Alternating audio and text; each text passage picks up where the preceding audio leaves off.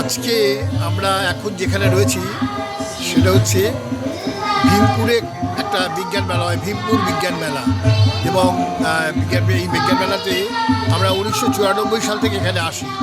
আজ বিজ্ঞান দিবস 28 তারিখ, তাই আমরা বিজ্ঞান দিবসে মনে করলাম যে বিজ্ঞান মেলাতে আমরা কিছু বেসিক বিজ্ঞানের কথা বলবো, যেমন জলাভূমি ভরাট বলবো, আমরা বলবো গাছ কাটা বলবো, আমরা বলবো সাপ নিয়ে বলবো, আমরা কুকুরের কামড় নিয়ে বলবো, আমরা আবর্জনা নিয়ে বলবো। এইসব বলতেই কিন্তু আজকে আমরা এখানে এসেছি এবং এখানকার ছোটো ছোটো ছেলে মেয়েদেরকে আমরা সাপ নিয়ে দেখাবো, সাপের যে প্রজেক্টরের মধ্যে দিয়ে তাদেরকে দেখাবো।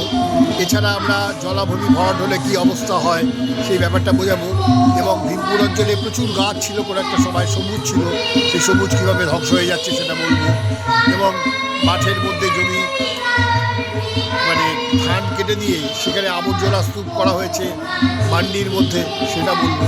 এইসব বলতে কিন্তু আমরা এখানে উপস্থিত হয়েছি। এবং সঙ্গে সঙ্গে বাচ্চাদের একটা গান পাচ্ছেন, ছোটো ছোটো বাচ্চাদেরকে কি সুন্দরভাবে এখন থেকে গানের একটা প্রতিযোগিতা এখানে হচ্ছে, সেটা দেখে আমাদের খুব অভিভূত হয়ে গেছে। এবং ছোটো ছোটো ছেলেমেয়েরা এখানে অনেক মডেল করেছে এবং বিজ্ঞানের পুরো বিষয়টাই নিয়ে এখানে আলোচনা হচ্ছে।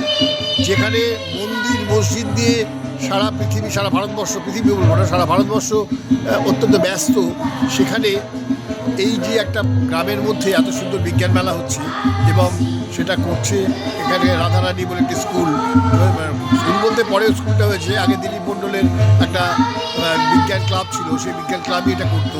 আমরা সেই মেলার জনক। আমরা এই চাকদা বিজ্ঞান ও সাংস্কৃতিক সংস্থার পক্ষ থেকে আমরা এখানে আসতে পেরে খুব খুশি।